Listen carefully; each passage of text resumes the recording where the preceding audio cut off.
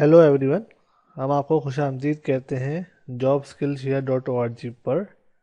हमारी सीरीज़ का नाम है डिजिटल लिटरेसी। इस पर हमने लेक्चर्स भी अपलोड किए हैं और आगे भी आपको नॉलेज इसमें हम ट्रांसफ़र करेंगे इस सीरीज़ के अंदर। आज का हमारा टॉपिक जो है वो है स्पूफ और डीएनएस सर्वर। अच्छा, स्पूफिंग क्या है? स्पूफिंग एक तरह से आप कह सकते हैं फ्रॉडलेंट थिंग है।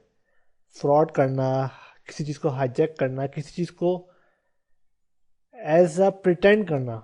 अच्छा, स्पूफिंग का मतलब क्या है? एक टेक्निक है जो एक वेब ब्राउज़र की रिक्वेस्ट को हाईजैक कर लेती है। आप कोई वेबसाइट एक्सेस कर रहे होते हैं, उसके लिए रिक्वेस्ट जाती है उस वेब ब्राउज़र से उस सर्वर तक या वेब सर्वर तक। लेकिन होता क्या है कि वो यूज़र उस लेजिटिमेट या रियल वेब सर्वर के बजाय फ्रॉडलेंट या अनरियल सर्वर के पास चली जाती है या हाईजैकिंग सर्वर के पास चली जाती है रिक्वेस्ट। इसको हम कैसे अचीव करते हैं? ये होता अचीव है या तो आप आईपी एड्रेस डीएनएस सर्वर का चेंज कर दो, या फिर IP address domain name server का चेंज कर दो। अगर डीएनएस सर्वर का आईपी एड्रेस चेंज हो जाएगा तो वो रिक्वेस्ट जाएगी हाईजैक्ड सर्वर पर।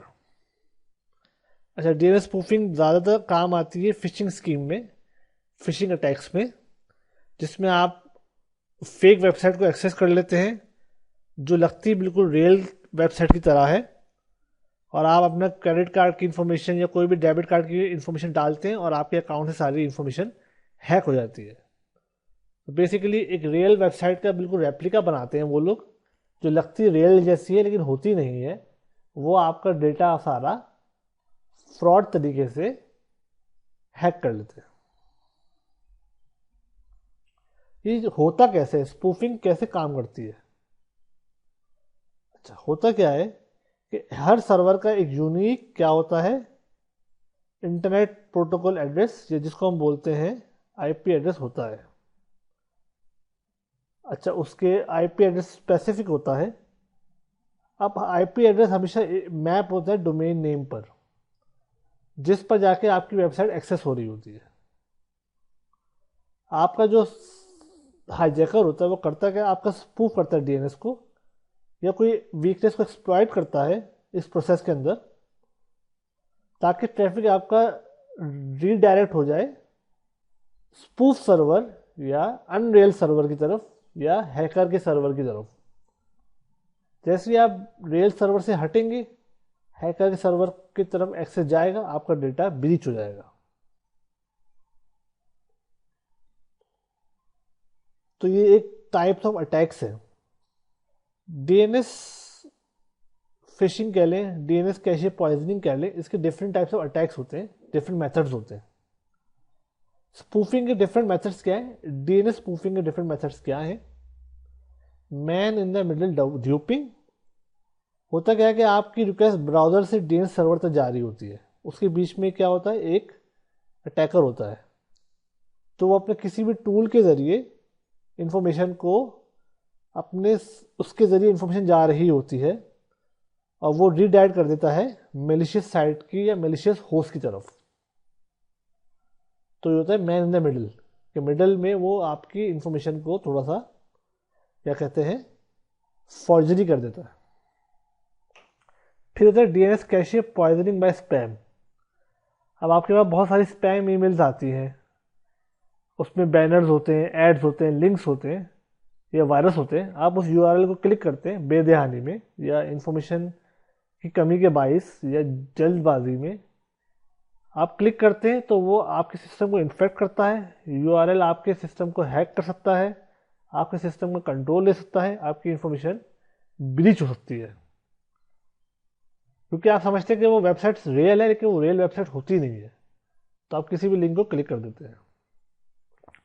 डीएनएस सर्वर हाईजैकिंग क्या होती है? आपने सर्वर को हाईजैक कर लिया या रिकॉन्फ़िगर कर लिया सर्वर को, और ट्रैफिक आपका स्पूफ डीएनएस सर्वर की तरफ चला गया। तो सारी रिक्वेस्ट कहाँ पर आएंगी? स्पूफ डीएनएस सर्वर की तरफ, जो आपके लिए एक तरह से ब्रीचिंग होगी या कैशे पॉइजनिंग होगी या स्पूफिंग होगी। ये एक तरह का फ्लो डायग्राम बताया हुआ है कैसे ये काम कर रहा होता है। आपका क्लाइंट मतलब क्लाइंट का मतलब है कोई भी पीसी, लैपटॉप, स्मार्टफोन, टैबलेट हो सकता है। आपने वेबसाइट को एक्सेस करने की कोशिश करी, ब्राउज़र पे वेबसाइट का नाम डाला। अच्छा, होता क्या है कि आपने वेबसाइट का नाम डाला, अब वो रिजॉल्व होता है, डीएनएस सर्वर की तरफ जा रहा होता है। लेकिन आपको जाना है रियल वेबसाइट की तरफ, लेकिन स्पूफिंग की वजह से वो जाती है किस तरफ, फेक वेबसाइट की तरफ। होता क्या है कि अटैकर जो है आपका फेक डीएनएस एंट्री डाल देता है। फर्ज करें कोई भी यूआरएल है, उसके एक स्पेसिफिक डीएनएस है, एंट्री है, लेकिन उसके अंदर अपनी वो थोड़ी सी फॉर्जरी करके फेक डीएनएस एंट्री डालता है। जैसे ही वो उस वेबसाइट को एक्सेस करने जाएगी, डीएनएस एंट्री को देखेगा सर्वर पर, वो फेक वेबसाइट की तरफ ही जाएगा। जब आप फेक वेबसाइट की तरफ जाएंगे तो उसका मतलब है आप स्पूफ अटैक की हद के अंदर आ चुके हैं और आपका डेटा ब्रीच हो सकता है, क्योंकि आप रियल वेबसाइट या रियल सर्वर की तरफ आपकी आपकी एंट्री या आपकी ट्रैफिक नहीं जा रही है। आपका ट्रैफिक जा रहा है स्पूफ या फेक वेबसाइट की तरफ। तो ये बेसिक सिनेरियो हमने बताया, स्पूफिंग कैसे काम करती है, डीएनएस स्पूफिंग होती क्या है, इस पर हम आगे भी बात करेंगे। लेकिन ये बेसिक सिनेरियो बताया कि डीएनएस, हमने लास्ट लेक्चर में पढ़ा डीएनएस सर्वर्स क्या होते हैं, किस तरह काम करते हैं। अभी हमने देखा कि डीएनएस स्पूफिंग क्या होती है। Thank you.